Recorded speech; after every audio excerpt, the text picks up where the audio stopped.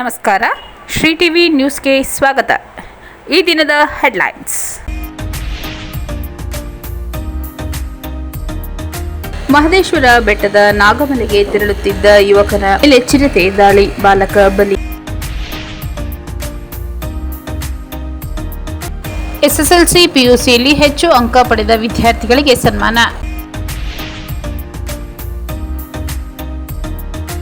ಮಲೆ ಮಹದೇಶ್ವರ ಕ್ಷೇತ್ರಕ್ಕೆ ಬರುವ ಭಕ್ತಾದಿಗಳ ಸುರಕ್ಷತೆಗೆ ಹೆಚ್ಚಿನ ಆದ್ಯತೆ ನೀಡಲಾಗುವುದು. ಶಾಸಕರಾದ ಎಂಆರ್ ಮಂಜುನಾಥ್.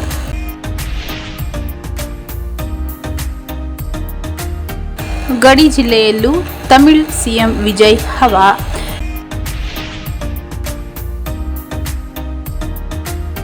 ಜೆಎಸ್ಎಸ್ ಮಹಿಳಾ ಕಾಲೇಜಿನಲ್ಲಿ ಸಾಂಸ್ಕೃತಿಕ ಮತ್ತು ಕ್ರೀಡಾ ವೇದಿಕೆಗಳ ಸಮಾರೋಪ ಸಮಾರಂಭ. ಮಹದೇಶ್ವರ ಬೆಟ್ಟದ ನಾಗಮಲೆಗೆ ತೆರಳುತ್ತಿದ್ದ ಯುವಕನ ಮೇಲೆ ಚಿರತೆ ದಾಳಿ, ಬಾಲಕ ಬಲಿ. ಮಹದೇಶ್ವರ ಬೆಟ್ಟದಿಂದ ನಾಗಮಲೆಗೆ ತೆರಳುತ್ತಿದ್ದ ಬಾಲಕನ ಮೇಲೆ ಚಿರತೆ ದಾಳಿ ಮಾಡಿ ಕೊಂದು ಹಾಕಿರುವ ಘಟನೆ ಇಂಡಿಗನತ್ತ ಬಳಿ ನಡೆದಿದೆ. ಬೆಂಗಳೂರಿನ ಸುರೇಶ್ ಎಂಬುವರ ಪುತ್ರ ಹರ್ಷಿತ್ ಮೃತ ಬಾಲಕ. ಬೆಂಗಳೂರಿನ ಕಾಮಾಕ್ಷಿ ಪಾಳ್ಯದ 8 ಮಹಿಳೆಯರು ಮಲೆ ಮಹದೇಶ್ವರಕ್ಕೆ ಶನಿವಾರ ರಾತ್ರಿ ಆಗಮಿಸಿದ್ದು, ಭಾನುವಾರ ಬೆಳಗಿನ ಜಾವ ಮಹಿಳೆಯರು ಹಾಗೂ ಬಾಲಕ ಹರ್ಷಿತ್ ನಾಗಮಲೆಗೆ ತೆರಳಿದ್ದಾರೆ. ಮಾರ್ಗ ಮಧ್ಯದ ಇಂಡಿಗನತ್ತ ಗ್ರಾಮದ ಸಮೀಪ ಚಿರತೆ ಏಕಾಏಕಿ ಹರ್ಷಿತ್ ನ ಮೇಲೆ ದಾಳಿ ನಡೆಸಿ ಅರಣ್ಯಕ್ಕೆ ಎಳೆದೊಯ್ದಿದೆ. ಈ ವೇಳೆ ತಾಯಿ ಪವಿತ್ರ ಹಾಗೂ ಜೊತೆಗಿದ್ದ ಮಹಿಳೆಯರು ಕಿರುಚಾಡಿಕೊಂಡಿದ್ದಾರೆ. ಸ್ಥಳೀಯರೊಂದಿಗೆ ಹುಡುಕಾಟ ನಡೆಸಿದ್ದು, ಸ್ವಲ್ಪ ದೂರದಲ್ಲಿಯೇ ಬಾಲಕನ ಮೃತದೇಹ ದೊರೆತಿದೆ. ಸ್ಥಳೀಯರು ಅರಣ್ಯ ಇಲಾಖೆ ಅಧಿಕಾರಿಗಳು ಹಾಗೂ ಪೊಲೀಸರಿಗೆ ಮಾಹಿತಿ ನೀಡಿದ್ದಾರೆ. ಮಾಹಿತಿ ತಿಳಿಯುತ್ತಿದ್ದಂತೆ ಕಾವೇರಿ ವನ್ಯಜೀವಿ ಧಾಮದ ಡಿಸಿಎಫ್ ಸುರೇಂದ್ರ, ಹೆಚ್ಚುವರಿ ಪೊಲೀಸ್ ವರಿಷ್ಠಾಧಿಕಾರಿ ಶಶಿಧರ್, ಡಿವೈಎಸ್ಪಿ ಧರ್ಮೇಂದ್ರ, ಇನ್ಸ್ಪೆಕ್ಟರ್ ಜಗದೀಶ್ ಹಾಗೂ ಸಿಬ್ಬಂದಿ ಘಟನಾ ಸ್ಥಳಕ್ಕೆ ಭೇಟಿ ನೀಡಿ ಪರಿಶೀಲನೆ ನಡೆಸಿದ್ದಾರೆ. ಚಿರತೆ ದಾಳಿಯಿಂದ ಮೃತಪಟ್ಟ ಹರ್ಷಿತ್ ತಾಯಿ ಹಾಗೂ ಕುಟುಂಬಸ್ಥರ ಆಕ್ರಂದನ ಮುಗಿಲು ಮುಟ್ಟಿದ್ದು, ತಾಯಿ ಪವಿತ್ರ ಕಣ್ಣೆದುರಿಗೆ ತನ್ನ ಮಗನನ್ನು ಚಿರತೆ ಎಳೆದೊಯ್ದರೂ ಬದುಕಿಸಲು ಸಾಧ್ಯವಾಗಲಿಲ್ಲ. ಮಾದಪ್ಪ ನನ್ನ ಮಗನನ್ನು ಕಾಪಾಡಲಿಲ್ಲ ಎಂದು ರೋಧಿಸುತ್ತಿದ್ದರು. ಚಿರತೆ ದಾಳಿಯಿಂದ ಮೃತಪಟ್ಟ ಬಾಲಕ ಹರ್ಷಿತ್ ಪೋಷಕರಿಗೆ ಕಾವೇರಿ ವನ್ಯಜೀವಿ ಧಾಮದ ಡಿಸಿಎಫ್ ಸುರೇಂದ್ರ ಅವರು 5 ಲಕ್ಷದ ಪರಿಹಾರದ ಚೆಕ್ ವಿತರಣೆ ಮಾಡಿದರು. ಮುಂದಿನ ದಿನದಲ್ಲಿ ಇಂತಹ ಘಟನೆ ಮರುಕಳಿಸದಂತೆ ಅರಣ್ಯ ಇಲಾಖೆ ವತಿಯಿಂದ ಸೂಕ್ತ ಕ್ರಮ ವಹಿಸಲಾಗುವುದು. ಮರಣೋತ್ತರ ಪರೀಕ್ಷೆ ವರದಿ ಬಂದ ಬಳಿಕ ಉಳಿದ 15 ಲಕ್ಷ ಪರಿಹಾರ ನೀಡುವುದಾಗಿ ತಿಳಿಸಿದರು. ಭಾನುವಾರ ಮುಂಜಾನೆ ಚಿರತೆ ದಾಳಿಯಿಂದ ಬಾಲಕ ಮೃತಪಟ್ಟಿರುವುದರಿಂದ ಮಲೆ ಮಹದೇಶ್ವರ ಬೆಟ್ಟದಿಂದ ನಾಗಮಲೆಗೆ ಪ್ರವಾಸಿಗರು ಹಾಗೂ ಭಕ್ತಾದಿಗಳು ಹೋಗುವುದನ್ನು ತಾತ್ಕಾಲಿಕವಾಗಿ ನಿಷೇಧಿಸಲಾಗಿದ್ದು, ಮುಂದಿನ ದಿನದಲ್ಲಿ ಗೈಡ್ ಹಾಗೂ ಹೆಚ್ಚುವರಿ ಸಿಬ್ಬಂದಿ ನೇಮಕ ಮಾಡಿದ ನಂತರ ನಾಗಮಲೆಗೆ ತೆರಳಲು ಅವಕಾಶ ಕಲ್ಪಿಸುವುದಾಗಿ ತಿಳಿದುಬಂದಿದೆ. ಎಸ್ಎಸ್ಎಲ್ಸಿ ಪಿಯುಸಿಯಲ್ಲಿ ಹೆಚ್ಚು ಅಂಕ ಪಡೆದ ವಿದ್ಯಾರ್ಥಿಗಳಿಗೆ ಸನ್ಮಾನ.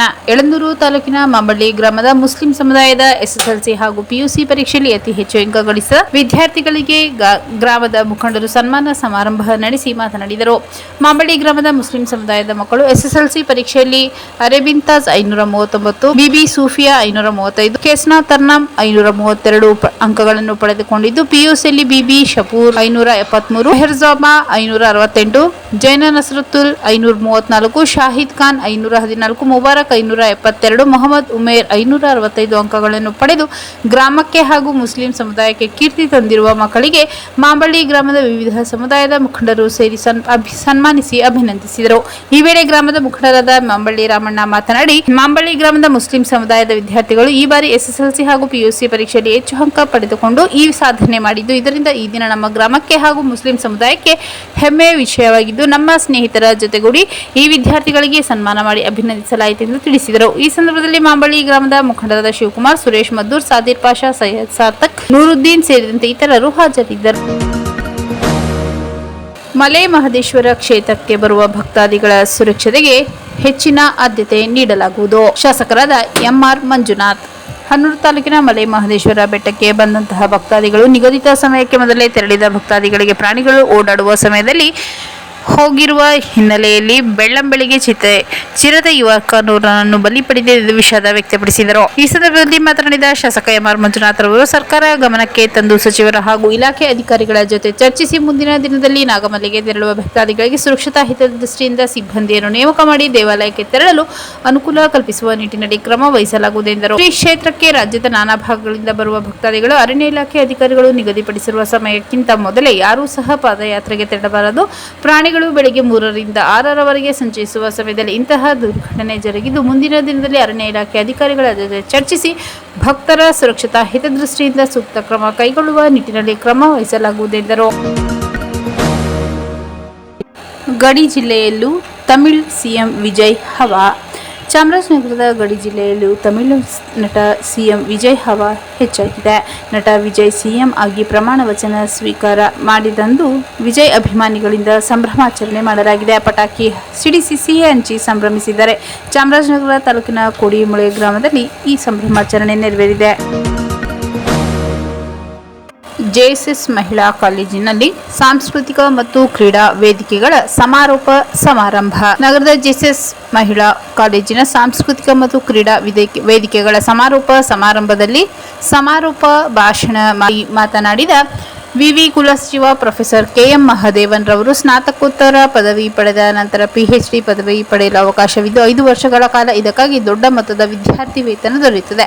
ಈ ಶೈಕ್ಷಣಿಕ ವರ್ಷದಿಂದ ಕೋರ್ಸ್ ಅನ್ನು ಆರಂಭಿಸಲಾಗಿದ್ದು ವಿದ್ಯಾರ್ಥಿಗಳು ನೋಂದಾಯಿಸಿಕೊಳ್ಳಿ ಎಂದು ಸಲಹೆ ನೀಡಿದರು. ಇದೇ ಕಾಲೇಜಿನ ಅನೇಕ ವಿದ್ಯಾರ್ಥಿನಿಯರು ಜನಪದ ಗಾಯನ, ಭಕ್ತಿಗೀತೆ, ದೇಶಭಕ್ತಿ ಗೀತೆ, ವಚನ ಗಾಯನ ಹೀಗೆ ಅನೇಕ ಪಠ್ಯೇತರ ಚಟುವಟಿಕೆಗಳಲ್ಲಿ ಬಹುಮಾನ ಪಡೆದಿದ್ದೀರಿ. ಪಠ್ಯದ ಕಲಿಕೆ ಎಂದರೆ ವಿದ್ಯಾರ್ಥಿಗಳಿಗೆ ಅದೊಂದು ಕಡ್ಡಾಯ ಹಾಗೂ ಕಠಿಣ ಎಂಬ ಭಾವನೆ ಇದೆ.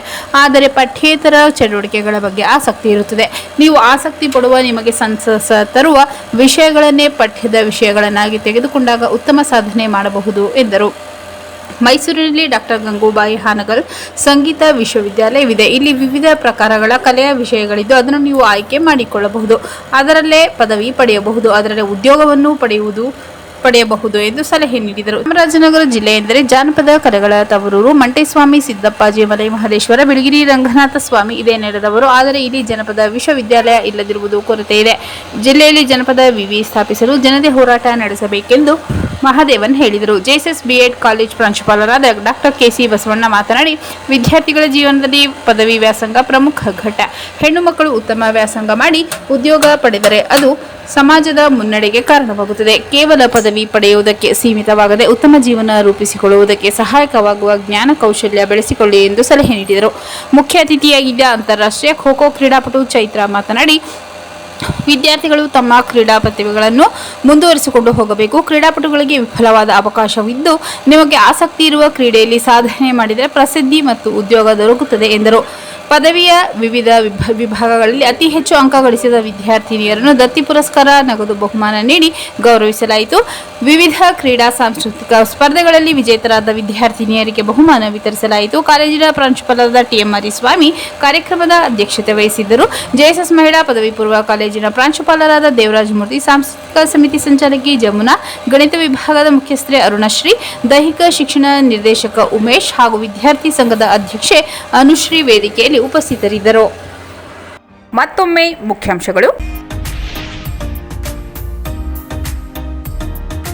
ಮಹದೇಶ್ವರ ಬೆಟ್ಟದ ನಾಗಮಲೆಗೆ ತೆರಳುತ್ತಿದ್ದ ಯುವಕನ ಮೇಲೆ ಚಿರತೆ ದಾಳಿ, ಬಾಲಕ ಬಲಿ. ಎಸ್ಎಸ್ಎಲ್ಸಿ ಪಿಯುಸಿಯಲ್ಲಿ ಹೆಚ್ಚು ಅಂಕ ಪಡೆದ ವಿದ್ಯಾರ್ಥಿಗಳಿಗೆ ಸನ್ಮಾನ. ಮಲೆ ಮಹದೇಶ್ವರ ಕ್ಷೇತ್ರಕ್ಕೆ ಬರುವ ಭಕ್ತಾದಿಗಳ ಸುರಕ್ಷತೆಗೆ ಹೆಚ್ಚಿನ ಆದ್ಯತೆ ನೀಡಲಾಗುವುದು. ಶಾಸಕರಾದ ಎಂಆರ್ ಮಂಜುನಾಥ್.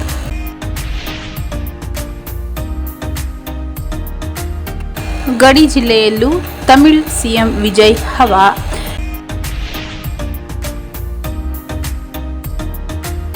ಜೆಎಸ್ಎಸ್ ಮಹಿಳಾ ಕಾಲೇಜಿನಲ್ಲಿ ಸಾಂಸ್ಕೃತಿಕ ಮತ್ತು ಕ್ರೀಡಾ ವೇದಿಕೆಗಳ ಸಮಾರೋಪ ಸಮಾರಂಭ.